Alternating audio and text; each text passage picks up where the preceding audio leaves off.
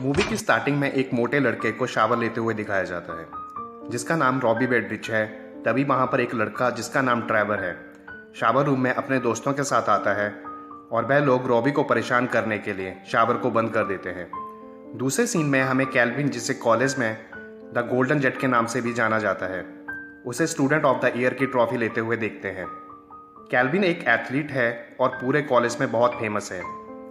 उसी वक्त kelvin college की सबसे खूबसूरत लड़की मैगी को प्रपोज करता है, लेकिन तभी ट्रेवर और उसके दोस्त रॉबी को बिना कपड़ों के वहाँ पर हॉल में फेंक देते हैं। ये देखकर सब लोग हंसने लगते हैं, लेकिन कैल्विन और मैगी को ये अच्छा नहीं लगता। तभी कैल्विन रॉबी को अपनी जैकेट देता है उसे ढकने के लिए। रॉबी कैल्विन को थैंक यू बोलता है और शर्मिंदा होकर वहाँ से भाग जाता है। इसके 20 साल बाद 2016 में कैल्विन और मैगी ने शादी कर ली है और कैल्विन एक अकाउंटेंट के रूप में काम करता है, लेकिन वह अपनी जॉब से खुश नहीं है और उसकी शादीशुदा लाइफ भी कुछ ठीक नहीं चल रही है। इसके बाद कैल्विन और मैगी को एक रेस्टोरेंट में दिखाया जाता है। मैगी कैल्विन को कहती है कॉलेज का रीयूनियन आने वाला है जिसमें 20 साल बाद सब लोग मिलने वाले हैं, लेकिन कैल्विन कहता है उसे रीयूनियन में नहीं जाना क्योंकि उसे लगता है सब लोग उसका मजाक उड़ाएंगे कि वह एक अकाउंटेंट है। अगले सीन में कैल्विन जब ऑफिस में काम कर रहा होता है, उसे फेसबुक पर बॉब स्टोन नाम से एक फ्रेंड रिक्वेस्ट आती है। जैसे ही वह उस फ्रेंड रिक्वेस्ट को एक्सेप्ट करता है, उसे मैगी का कॉल आता है। वह उससे कहती है मुझे लगता है हमें अपनी शादी को बचाने के लिए किसी डॉक्टर को मिलना चाहिए। उधर बॉब स्टोन उसे मैसेज करके बताता है वह रॉबी बेडरिच है। तभी कैल्विन मैगी को कहता है आज वह बॉब स्टोन के साथ बाहर जा रहा है। मैगी कहती है कौन बॉब स्टोन? तो कैल्विन उसे बताता है वही मोटा लड़का जिसे कुछ लड़कों ने एनुअल डे के दिन फर्श पर नंगा फेंका था। इसके बाद कैल्विन शाम को बॉब से मिलने एक बार में जाता है। जब वह बॉब को देखता है तो वह उसे पहचान नहीं पाता, तो बॉब कहता है वह रॉबी बेडरिच है। कैल्विन कहता है तुम तो बिल्कुल बदल गए, पहले तुम कितने मोटे होते थे और अब एकदम फिट हो गए हो। जब वह दोनों बार में बैठकर ड्रिंक कर रहे होते हैं, कुछ लोगों के साथ उनका झगड़ा हो जाता है। बॉब उन सबको कुछ ही देर में सबक सिखा देता है। ये देखकर कैल्विन बहुत खुश हो जाता है। इसके बाद ये दोनों बॉब की बाइक पर बैठकर कॉलेज आते हैं जहाँ पर रीयूनियन होने वाला है। तभी बॉब कैल्विन को बैक फ्लिप करने के लिए बोलता है, जिसके लिए कैल्विन कॉलेज में बहुत पॉपुलर था। जैसे ही कैल्विन बैक फ्लिप करने के लिए उछलता है, वह नीचे गिर जाता है जिससे वह घायल हो जाता है। इसके बाद बॉब कैल्विन को उसके घर ले जाता है। तभी बॉब कहता है तुम एक अकाउंटेंट हो, क्या तुम एक अकाउंट को ओपन करने में मेरी मदद करोगे?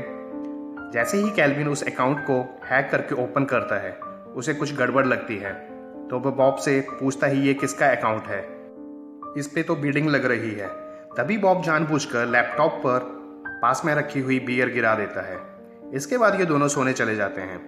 अगली सुबह कैल्विन जब ऑफिस जाने के लिए रेडी होता है, तभी कोई डोर बेल रिंग करता है। जैसे ही वह डोर को ओपन करता है, वहाँ पर कुछ CIA के लोग होते हैं। वह बॉब की फ़ोटो दिखाकर पूछते हैं ये कहाँ है? तो कैल्विन कहता है वह अंदर सो रहा है। जैसे ही वह अंदर जाते हैं, बॉब वहाँ से भाग चुका होता है। CIA एजेंट हैरिस कैल्विन से कहती है आपका साथी बॉब एक खतरनाक एजेंट है जिसने अपने पार्टनर फिल का बेरहमी से कत्ल कर दिया था, और बॉब के पास सैटेलाइट कोड हैं जिन्हें वह हमारे दुश्मन देश को बेचना चाहता है, जो हमारे लिए खतरनाक साबित हो सकता है।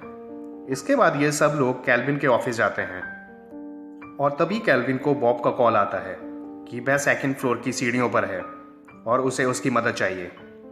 CIA एजेंट जैसे ही बॉब को पकड़ने के लिए नीचे जाते हैं, तभी बॉब कैल्विन के ऑफिस में आ जाता है और वह उसे बताता है वह भी CIA में ही है, लेकिन कैल्विन उसकी बात का भरोसा नहीं करता। इसके बाद ये दोनों CIA एजेंट्स को चकमा देकर वहाँ से भागने में कामयाब हो जाते हैं। जब वह गाड़ी में जा रहे होते हैं, बॉब कैल्विन को बताता है करीब 3 हफ्ते पहले ब्लैक बेजर ने सैटेलाइट कोड चुरा लिए और जिन्हें वह नीलामी के जरिए बेचना चाहता है।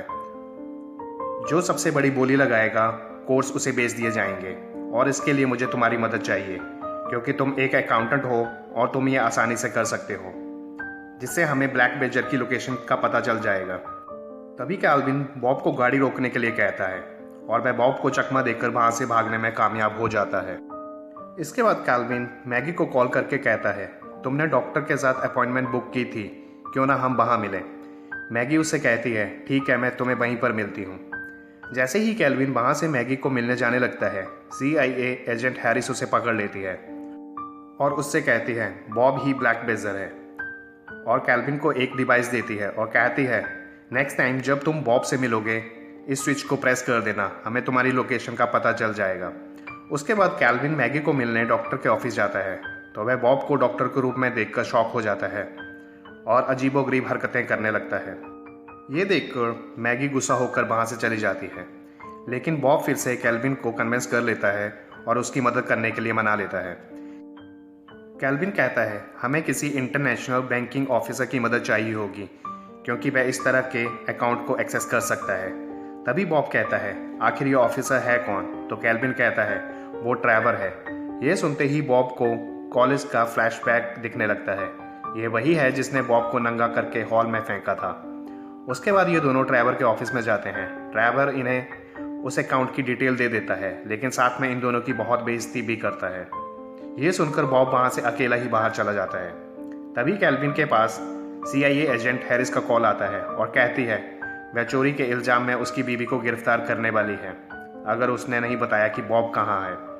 उसके बाद वह भागता हुआ बॉब के पास जाता है और सॉरी कहता है। इतने में CIA के एजेंट वहाँ पर आ जाते हैं और बॉब को पकड़ लेते हैं और कैल्विन को भी अपने साथ ले जाते हैं। उधर हैरिस बॉब से पूछताछ कर रही होती है, लेकिन बॉब कोई जवाब नहीं देता। तभी हैरिस बाहर आती है और कहती है टॉर्चर करने का सामान लेकर आओ। ये सब कैल्विन सुन लेता है और उसे अच्छा नहीं लगता। उसे लगता है ये सब उसकी वजह से हो रहा है और वह डिसाइड करता है बॉब की यहाँ से भागने में मदद करने के लिए। इसके बाद ये दोनों CIA एजेंट्स को चकमा देकर यहाँ से भाग जाते हैं।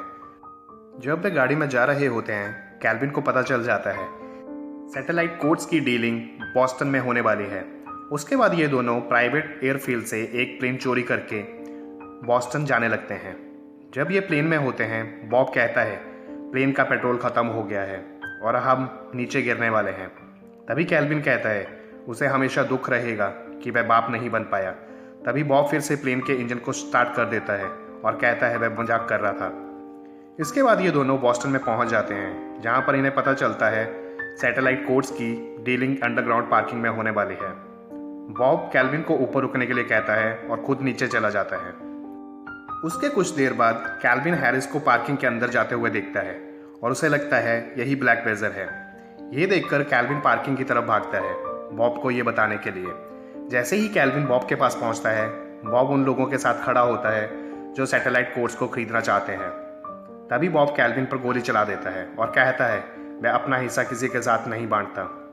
तभी वह आदमी बॉब से सैटेलाइट कोड्स मांगता है, लेकिन तभी वहां पर फिल आ जाता है।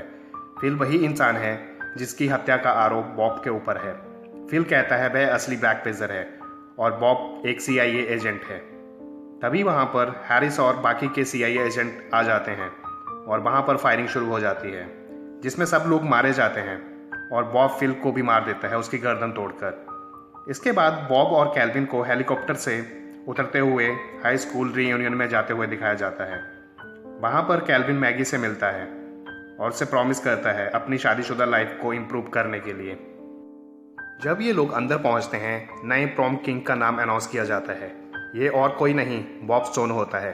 तभी कैल्विन मैगी को बताता है उसने कॉलेज के सिस्टम को हैक करके बॉब को वोटिंग की हेराफेरी करके नया रीयूनियन का किंग बना दिया।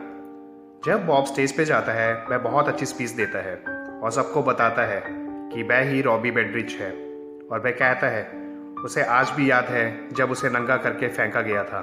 और उसके बाद वह फिर से सबके सामने अपने कपड़े उतार देता है।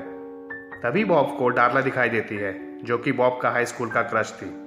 इसके बाद ये दोनों डांस करते हैं। अगले सीन में कैल्विन और मैगी को दिखाया जाता है। मैगी अब प्रेग्नेंट है और कैल्विन ने भी CIA ज्वाइन कर ली है। उसके बाद बॉब कैल्विन को एक गिफ्ट देता है। ये वही जैकेट होती है जो कैल्विन ने बॉब को हाई स्कूल में उसे ढकने के लिए दी थी। और इसके बाद ये दोनों गाड़ी में बैठकर वहाँ से चले जाते हैं और इसी के साथ मूवी खत्म हो जाती है।